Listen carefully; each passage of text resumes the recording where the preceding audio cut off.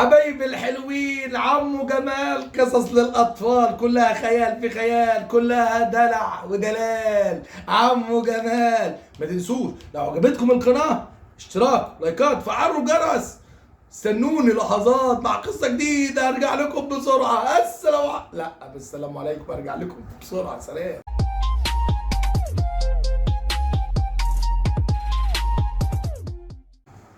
اهلا حبايبي، وقبل ما نبدا ونسينا الحلقات اللي فاتت نقول كان يا مكان ولا يحلى الكلام الا بذكر المولى الرحمن، والصلاه والسلام على النبي محمد العدنان، صلى الله على محمد صلى الله عليه وسلم.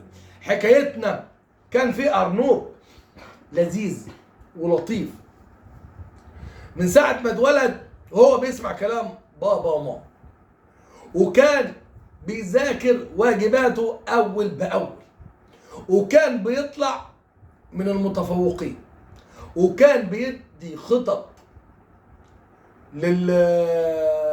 لأصحابه الأنارب عشان يتفادوا ازاي ما يصطادوش.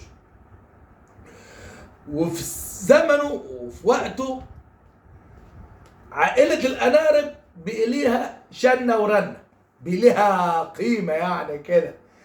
وكانت كل مشكلة تحصل يروحوا للأرنوب الصغير دوا ويحلها.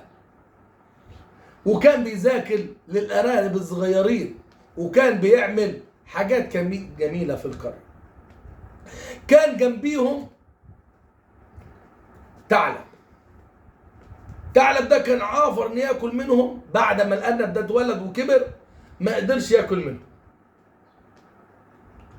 وكان بياكل من حته بعيد عنه.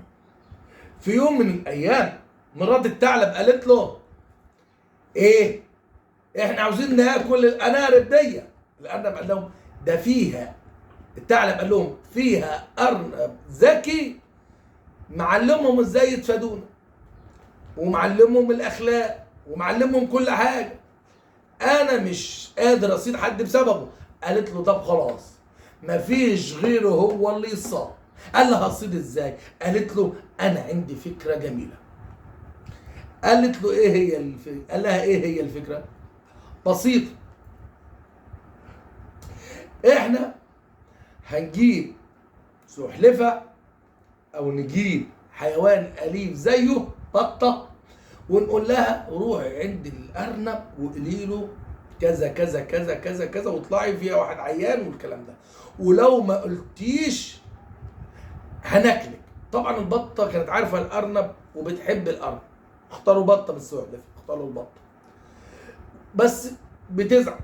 المهم راحت البطه وفي عينيها دموع، وراحت للارنب وقالت له انا عندي مشكله.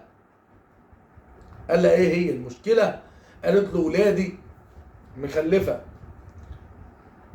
4 بطات كلهم صفر الا واحده طالعه سودا، وانا مش عارفه دي بنتي ولا دي مش بنتي، بس هي قريبه قوي مني وكويسه خالص.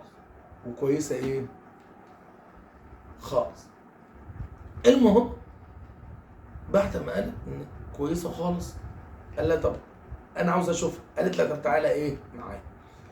راح معاها، وهم ماشيين في الطريق طلع عليهم الثعلب.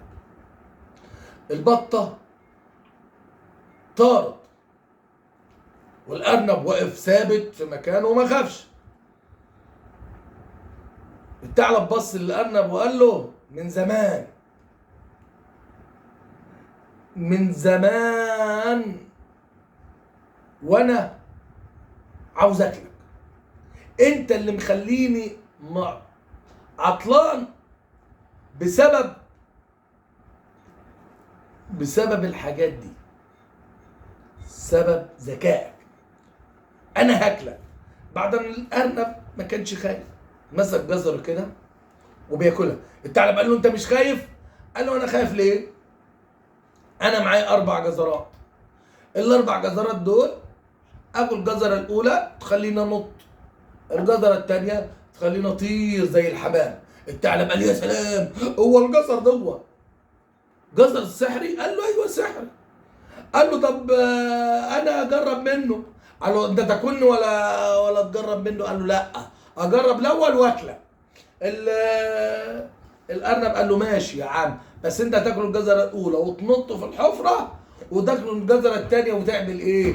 ويطلع لك جناحات وتطير وتطير زي العصافير. قال له بجد؟ الثعلب قال للارنب، قال له ايوه يا عم بجد بجد. يلا الثعلب اكل الجزريه الاولى ونط في الحفره الكبيره. بعد قال للارنب انا عاوز اطلع. قال له تاكل الجزريه ايه؟ الثانيه. كل الجزريه الثانيه، وحب الثعلب يعمل ايه؟ وحب الثعلب يطير. قال له يا ارنوب يعني ما طلعليش جناحات؟ قال له ولا جناحات ولا حاجه، انا ضحكت عليك وانت هتموت في الحفره. وعشان تعرف ان التعليم مفيد، والذكي عمره ما يخلبه حد. ذاكر دروسك، ذاكر دروسك، اوعى يغشك الكسل. ذاكر دروسك، هي اللي هتجيب لك الامل. الدرجة العالية احلى درجة، فيها كل السعادة، فيها الفرحة، فيها الجمال، فيها احلى كلام. استنوني في قصة جديدة للاطفال وحكاية جديدة. ما تنسوش لايك واشتركوا في القناة، فعلوا الجرس. السلام عليكم.